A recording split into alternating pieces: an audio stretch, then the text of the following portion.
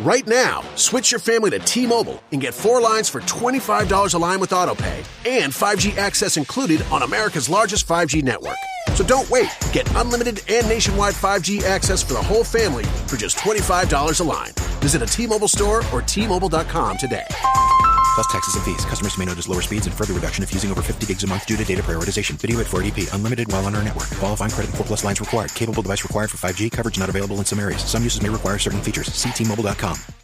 कहानी सुनो में आज सुनिए प्रेमचंद की लिखी कहानी सवा सेर गेहूं। वाचन समीर गोस्वामी का है। किसी गांव में शंकर नाम का एक किसान रहता था। सीधा सादा गरीब आदमी था। अपने काम से काम, न किसी के लेने में न देने में। छक्का पंजा न जानता था। छल प्रपंच की उसे छूत भी न लगी थी। ठगे जाने की चिंता न थी। ठग विद्या न जानता था। भोजन मिला खा लिया, ना मिला चबेने पर काट दी।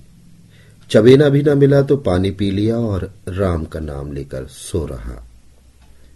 विशेषकर जब साधु महात्मा पदार्पण करते थे तो उसे अनिवार्यतः सांसारिकता की शरण लेनी पड़ती थी। खुद भूखा सो सकता था, पर साधु को कैसे भूखा सुलाता? भगवान के भक्त ठहरे। एक दिन संध्या समय एक महात्मा ने आकर उसके द्वार पर डेरा जमाया। तेजस्वी मूर्ति थी। पीतांबर गले में, जटा सिर पर, पीतल का कमंडल हाथ में, खड़ाऊ पैर में, ऐनक आंखों पर। संपूर्ण वेश उन महात्माओं का सा था जो रईसों के प्रासादों में तपस्या, हवागाड़ियों पर देवस्थानों की परिक्रमा और योग सिद्धि प्राप्त करने के लिए रुचिकर भोजन करते हैं। घर में जौ का आटा था। वह उन्हें कैसे खिलाता? प्राचीन काल में जौ का चाहे कुछ भी महत्व रहा हो, पर वर्तमान युग में जौ का भोजन सिद्ध पुरुषों के लिए दुष्पाच्य होता है। बड़ी चिंता हुई, महात्मा जी को क्या खिलाऊं? आखिर निश्चय किया कि कहीं से गेहूं का आटा उधार लाऊं, पर गांव भर में गेहूं का आटा न मिला। गांव में सब मनुष्य थे, देवता एक भी न था। अतः देवताओं का पदार्थ कैसे मिलता? सौभाग्य से गांव के विप्र महाराज के यहां थोड़े से गेहूं मिल गए। उसने सवा सेर गेहूं उधार लिया और स्त्री से कहा कि पीस दे। महात्मा जी ने भोजन किया, लंबी तान कर सोए। प्रातःकाल आशीर्वाद देकर अपनी राह ली। विप्र महाराज साल में 2 बार खलिहानी किया करते थे। शंकर ने दिल में कहा, सवा सेर गेहूं इन्हें क्या लौटाऊं? पसेरी के बदले कुछ ज्यादा खलिहानी दे दूंगा। यह भी समझ जाएंगे, मैं भी समझ जाऊंगा। चैत में जब विप्र जी पहुंचे तो उन्हें 1.5 पसेरी के लगभग गेहूं दे दिया और अपने को उऋण समझकर उसकी कोई चर्चा न की। विप्र जी ने फिर कभी न मांगा। सरल शंकर को क्या मालूम कि यह सवा सेर गेहूं चुकाने के लिए उसे दूसरा जन्म लेना पड़ेगा। 7 साल गुजर गए। विप्र जी विप्र से महाजन हुए। शंकर किसान से मजूर हो गया। उसका छोटा भाई मंगल उससे अलग हो गया था। एक साथ रहकर दोनों किसान थे, अलग होकर मजूर हो गए थे। शंकर ने चाहा कि द्वेष की आग भड़कने न पाए, किंतु परिस्थितियों ने उसे विवश कर दिया। जिस दिन अलग अलग चूल्हे जले, वह फूट फूट कर रोया। आज से भाई भाई शत्रु हो जाएंगे। एक रोएगा तो दूसरा हंसेगा। एक के घर मातम होगा तो दूसरे के घर गुलगुले पकेंगे। प्रेम का बंधन, खून का बंधन, दूध का बंधन आज टूटा जाता है। उसने भगीरथ परिश्रम से कुल मर्यादा का वृक्ष लगाया था। उसे अपने रक्त से सींचा था। उसको जड़ से उखड़ता देखकर उसके हृदय के टुकड़े हो जाते थे। 7 दिनों तक उसने दाने की सूरत नहीं देखी। दिन भर जेठ की धूप में काम करता और रात को मुंह लपेटकर सो रहता। इस भीषण वेदना और दुस्सह कष्ट ने रक्त को जला दिया, मांस और मज्जा को घुला दिया। बीमार पड़ा तो महीनों तक खाट से न उठा। अब गुजर बसर कैसे हो? 5 बीघे के आधे खेत रह गए। 1 बैल रह गया। खेती क्या खाक होती? अंत को यहां तक नौबत पहुंची कि खेती केवल मर्यादा रक्षा का साधन मात्र रह गई। जीविका का भार मजूरी पर आ पड़ा। 7 वर्ष बीत गए। एक दिन शंकर मजूरी करके लौटा तो राह में विप्र जी ने टोक कर कहा, शंकर, कल आके अपने बीज बैंक का हिसाब कर ले। तेरे यहां 5.5 मन गेहूं कब से बाकी पड़े हुए हैं और तू देने का नाम नहीं लेता। हजम करने का मन है क्या? शंकर ने चकित होकर कहा, मैंने तुमसे गेहूं कब लिए जो 5.5 मन हो गए? तुम भूलते हो, मेरे यहां किसी का न छठाक भर अनाज है, न 1 पैसा उधार। विप्र, इसी नियत का तो फल भोग रहे हो कि खाने को नहीं जुड़ता। यह कहकर विप्र ने उसे 1.25 सेर का जिक्र किया जो आज से 7 वर्ष पहले शंकर को दिया था। शंकर सुनकर अवाक रह गया। ईश्वर, मैंने इन्हें कितनी बार खलिहानी दी, इन्होंने मेरा कौन सा काम किया? जब पोथी पत्रा देखने, साइद सगुन विचारने द्वार पर आते थे, कुछ ना कुछ दक्षिणा ले ही जाते थे। इतना स्वार्थ! 1.25 सेर अनाज को अंडे की भांति सेकर आज यह पिशाच खड़ा कर दिया जो मुझे आज निगल जाएगा। इतने दिनों में एक बार भी कह देते तो मैं गेहूं तौल कर दे देता। क्या इसी नियत से चुप बैठे रहे? बोला, महाराज, नाम लेकर तो मैंने उतना अनाज नहीं दिया, पर कई बार खलिहानी में 1.5 सेर 2-2 सेर दिया है। अब आप 5.5 मन मांगते हैं, मैं कहां से दूंगा? विप्र, लेखा जो बख्शी 100-100। तुमने जो कुछ दिया होगा उसका कोई हिसाब नहीं। चाहे 1 की जगह 4 पसेरी दे दो। तुम्हारे नाम बही में 5.5 मन लिखा हुआ है, जिससे चाहो हिसाब लगवा लो। दे दो तो तुम्हारा नाम छेक दो, नहीं तो और भी बढ़ता रहेगा। शंकर, पांडे क्यों गरीब को सताते हो? मेरे खाने का ठिकाना नहीं, इतना गेहूं किसके घर से लाऊंगा? विप्र, जिसके घर से चाहे लाओ, मैं छटाक भर न छोड़ूंगा। यहां ना दोगे, भगवान के घर दोगे। शंकर कांप उठा। पढ़े लिखे आदमी होते तो कह देते, अच्छी बात है, ईश्वर के घर ही देंगे। वहां की तौल यहां से कुछ बड़ी तो न होगी। कम से कम इसका कोई प्रमाण हमारे पास नहीं, फिर उसकी क्या चिंता? शंकर इतना तार्किक, इतना व्यवहार चतुर न था। एक तो ऋण भी ब्राह्मण का, बही में नाम रह गया तो सीधे नरक में जाऊंगा। इस ख्याल से उसे रोमांच आया। बोला, महाराज, तुम्हारा जितना होगा यही दूंगा। ईश्वर के हां क्यों दे? इस जन्म में तो ठोकर खा ही रहा हूं, उस जन्म के लिए क्यों कांटे बोऊं? मगर यह कोई न्याय अब नहीं है। तुमने राई का पर्वत बना दिया। ब्राह्मण होके तुम्हें ऐसा नहीं करना चाहिए। उसी घड़ी तकादा करके ले लिया होता तो आज मेरे सिर पर इतना बड़ा बोझ क्यों पड़ता? मैं तो दूंगा, लेकिन तुम्हें भगवान के यहां जवाब देना पड़ेगा। विप्र, वहां का डर तुम्हें होगा, मुझे क्यों होने लगा? वहां तो सब अपने ही भाई बंधु हैं, ऋषि मुनि तो ब्राह्मण ही हैं। जो कुछ बने बिगड़ेगी संभाल लेंगे। तो कब देते हो? शंकर, मेरे पास रखा तो है नहीं, किसी से मांग जांच कर लाऊंगा तभी न दूंगा। विप्र, मैं यह न मानूंगा। 7 साल हो गए, अब 1 दिन का भी मुलाहिजा न करूंगा। गेहूं नहीं दे सकते, दस्तावेज लिख दो। शंकर, मुझे तो देना है, चाहे गेहूं लो चाहे दस्तावेज लिखाओ। किस हिसाब से दाम रखोगे? विप्र, बाजार भाव 5 सेर का है, तो मैं 5.25 सेर का काट दूंगा। शंकर, जब दे ही रहा हूं तो बाजार भाव काटूंगा, पाव भर छुड़ाकर क्यों दोषी बनूं?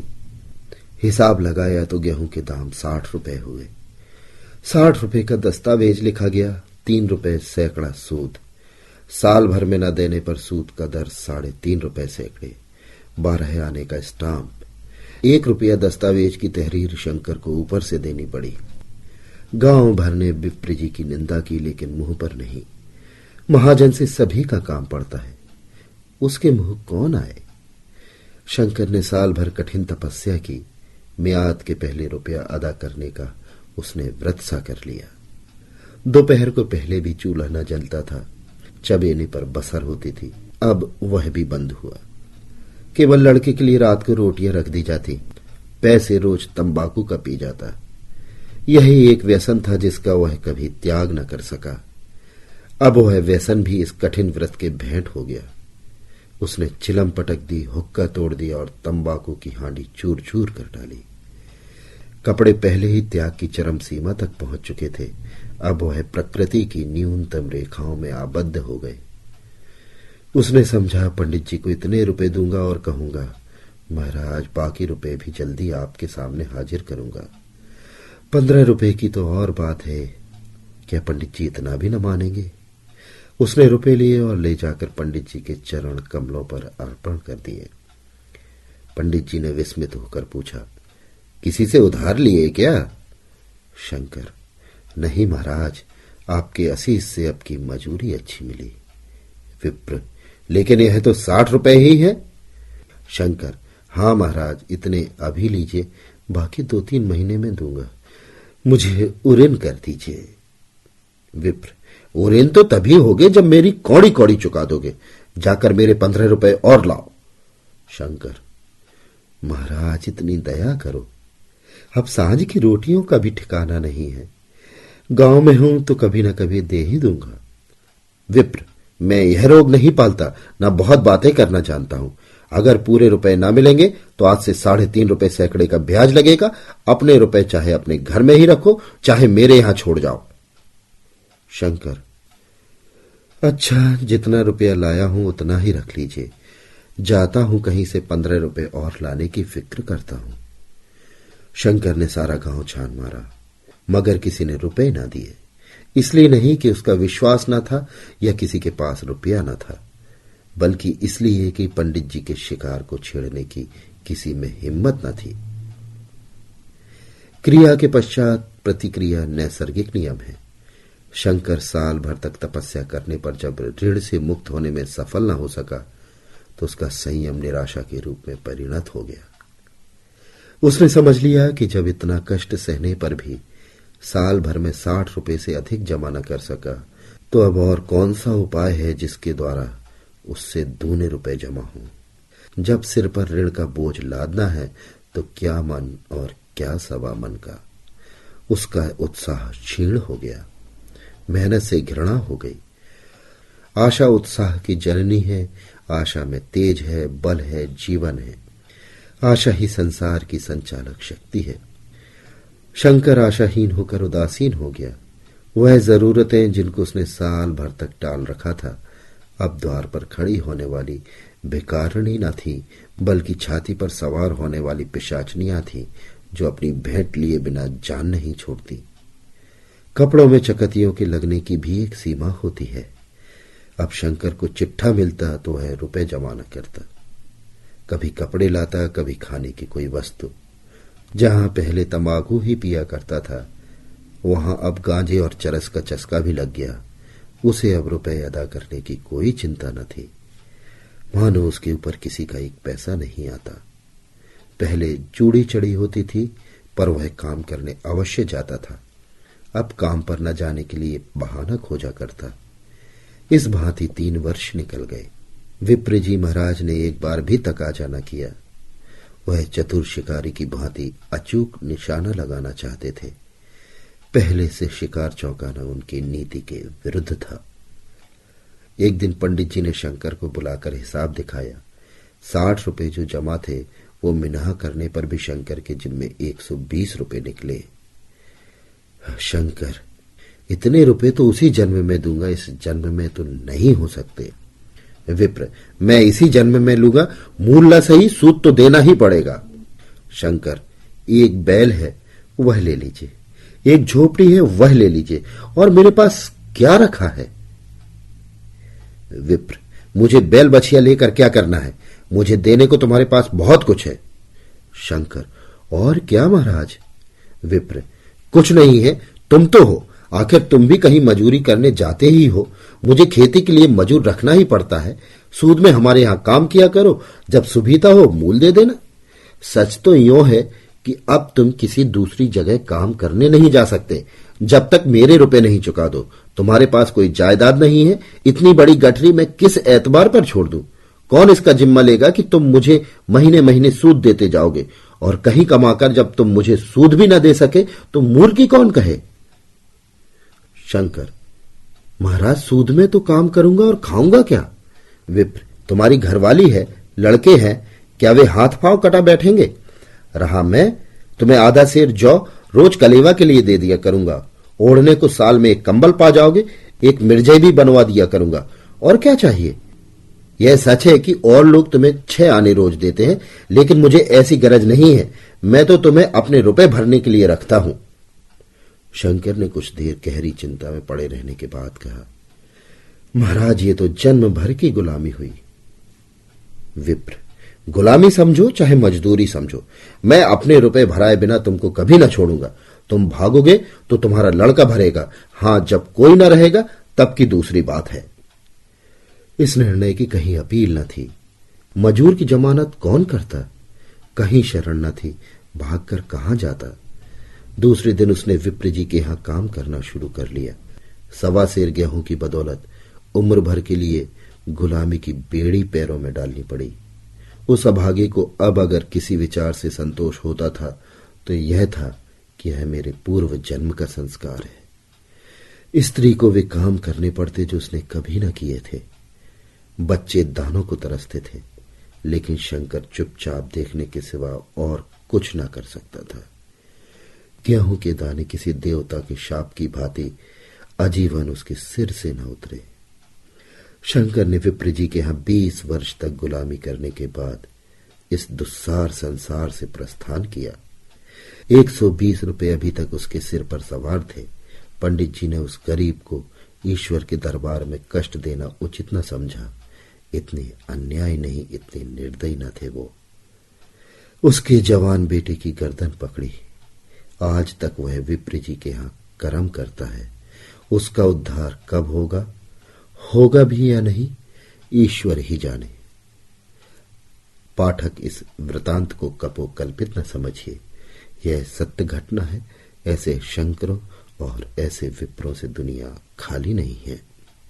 Ace is the place with the helpful hardware, folks. Ace is the only national retailer that carries Benjamin Moore paint, which means the paint you trust and a huge selection of colors are right in your neighborhood. And this Saturday only, you can pick up a free sample of Benjamin Moore at your local Ace. It's a great way to explore quality colors and find the perfect one for your place. So if you're looking for award-winning service and a new look for your home, look no further than Benjamin Moore paint at Ace. Offer valid August 1st for Ace Rewards members. Limit 1 at participating stores while supplies last.